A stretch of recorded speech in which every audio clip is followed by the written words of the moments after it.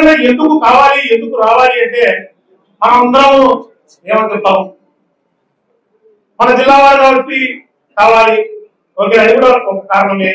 మనం ఈ పార్టీలో ఉన్నాం కాబట్టి ఈ పార్టీ అధికారంలో రావాలి, అది కూడా కారణమే. మనం అభిమానించే నాయకుడు జగన్ కాబట్టి ఆయన ముఖ్యమంత్రి కావాలా, అది కూడా కారణమే. ఇవన్నీ కాకపోకుండా ప్రధాన కారణం వాళ్ళు చాలా ఉన్నాయి.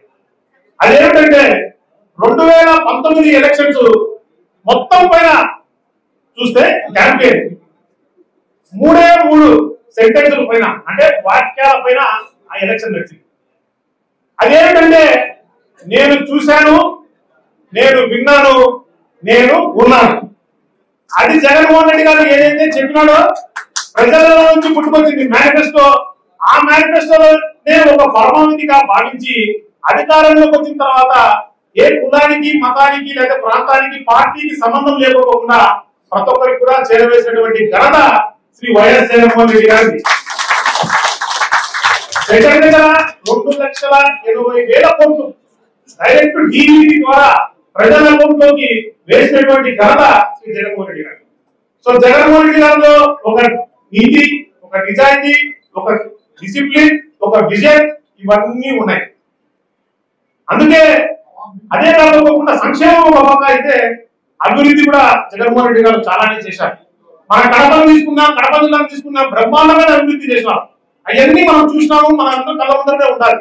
అదే కాకుండా ఈ రాష్ట్రానికి 17 కొత్త మెడికల్ కాలేజీలు కావచ్చు, హార్బర్లు కావచ్చు, షిప్పింగ్ హార్బర్లు కావచ్చు, కొత్త పోర్టులు కావచ్చు, ఉద్దానం కిడ్నీ సమస్యను తీర్చిన విధానం కావచ్చు, అట్లా చెప్పుకుంటూ పోతే అభివృద్ధి కూడా ఎన్నో చేశారు జగన్మోహన్ రెడ్డి గారు. ఎయిర్పోర్ట్ కావచ్చు, అట్లా ఎన్నో తెలంగాణ అంతా అనుకుంటే ఒక ఎయిర్పోర్ట్ ఉంది. అదే మన రాష్ట్రంలో తీసుకుంటే దగ్గర 10 ఎయిర్పోర్ట్లు పైన ఉన్నాయి. సో దయచేసి గమనించాలని కోరుతున్నాం. అట్లా పూర్తిగా సంక్షేమం కావచ్చు, అభివృద్ధి కావచ్చు, జనాలకు ఏమైతే చెప్పినాడో అవన్నీ చేసినటువంటి ఘనత శ్రీ వైఎస్ జగన్మోహన్ రెడ్డి గారు. కాబట్టి మనం 2024 ఎలక్షన్స్ లో వైఎస్ఆర్సీపీ పార్టీ ఓడిపోయిన మాట వాస్తవం. కానీ జగన్మోహన్ రెడ్డి గారు ఓడిపోలేదు. అంటే జగన్మోహన్ రెడ్డి గారు ఓడిపోలేదు కాబట్టి అంటే పులివెందులు చేస్తారని మీరు అందరూ అనుకోలేదు. పులివెందులు చేసిన మాట వాస్తవం. అయితే జనాలు ఏదైతే ఆయన నమ్మి ఆయనను ఆయన పార్టీని ఎన్నుకున్నారో దాన్ని ఆయన విస్మరించలేదు. కాబట్టి జగన్మోహన్ రెడ్డి గారు ఓడిపోలేదు, వైఎస్ఆర్సీపీ పార్టీ ఓడిపోయింది. కాబట్టి వ్యక్తిత్వం కలిగినటువంటి వ్యక్తి శ్రీ వైఎస్ జగన్మోహన్ రెడ్డి గారు అని తెలియజేసుకుంటూ మరొక పక్క ఈ 2024 ఎలక్షన్ టీడీపీ క్యాంపెయిన్ అంతా ఒక్క వాక్యం చుట్టూ జరిగింది. ఏంటది? సంపద సృష్టిస్తాం. సో 2019లో జగన్మోహన్ రెడ్డి గారు చెప్పింది ఏంటి? నేను విన్నాను, నేను చూశాను, నేను ఉన్నాను. అది ఆయన చేసేసాడు. ఇప్పుడు 2024లో ఒకే ఒక వాక్యం చుట్టూ జరిగింది, సంపద సృష్టి. జగన్మోహన్ రెడ్డి గారికి ఈ రాష్ట్రం పైన పూర్తి అవగాహన, అంటే రాష్ట్రం పైన అవగాహన, రాష్ట్ర ఆర్థిక పరిస్థితి పైన కూడా పూర్తి అవగాహన ఉంది. కాబట్టి ఆ ఏదైతే సూపర్ 6 కావచ్చు, చంద్రబాబు నాయుడు గారు చెప్పినటువంటి ఆ 143 హామీలు కావచ్చు, అది ఖచ్చితంగా నెరవేర్చలేరు అని జగన్మోహన్ రెడ్డి గారు చెప్పడం జరిగింది. ఇంకా ఆయన ఇంకొక అడుగు ముందుకేసి మేనిఫెస్టో ప్రకటిస్తున్నప్పుడు పెన్షన్ నేను పెంచుతాను, కానీ ఇప్పుడు పెంచను, 3 ఏళ్ల తర్వాత 4 ఏళ్ళు 5 ఏళ్ళు పెంచుతాము అని చెప్పినప్పుడు మనం అందరం అనుకున్నాం, ఏది పెంచుతామని చెప్పచ్చు కదా, ఎప్పుడు 4 ఏళ్ళు 5 ఏళ్ళలో పెంచుతామని ఎందుకు చెప్పాలా? ఎందుకంటే అది సాధ్యం కాదు అనేది. కాబట్టి పూర్తి మన పైన అవగాహన ఉంది. ఇప్పుడు చంద్రబాబు నాయుడు గారు మరి 14 సంవత్సరాలు ముఖ్యమంత్రి చేశారు, ఇప్పుడు ఇది 15వ సంవత్సరం.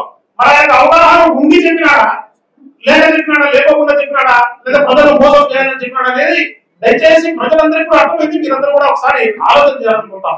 అలా సంపద సృష్టిస్తాము అని చెప్పినారు. ఏ రకంగా సంపద సృష్టిస్తామంటే నా దగ్గర అలావుద్దీన్ అద్భుత దీపము, చేతిలో మంత్రదండ ఉంది, నేను సంపద సృష్టిస్తాను అని చెప్పినాడు. ఇప్పుడు పథకాలు ఏమైపోయా, ఎప్పుడు ఇస్తావు అని చెప్పి ఎవరన్నా చంద్రబాబు నాయుడు గారిని ప్రశ్నిస్తే సంపద సృష్టి జరగలేదు, అది ఎలా చేయాలో చెప్పండి, నా చెవులో చెప్పండి, నేను సంపద సృష్టిస్తానంట. ఇంకా పయ్యాల కేశవ్ గారు అయితే అసెంబ్లీలో నా చేతిలో ఎటువంటి మంత్రదండం లేదంట.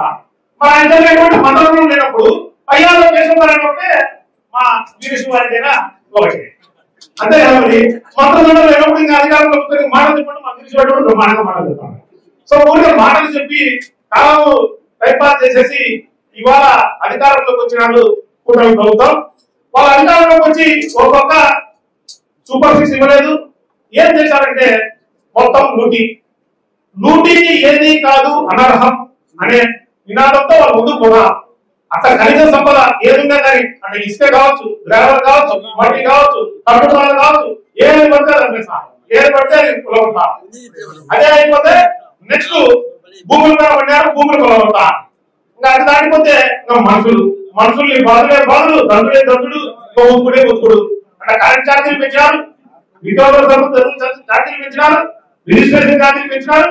అట్లా ఈ 9 నెలల్లోనే సుమారైన ఛార్జీలు పెంచడమే కాకుండా ఈ బడ్జెట్ లో చాలా క్లియర్ గా చెప్పడం ఏంటంటే ఈ సంవత్సరంలో 14,000 కోట్ల రూపాయలు మళ్ళా మన పైన ట్యాక్స్ వేయబోతున్నారు అనేది క్లియర్ గా వాళ్ళు బడ్జెట్ లో మెన్షన్ చేశారు.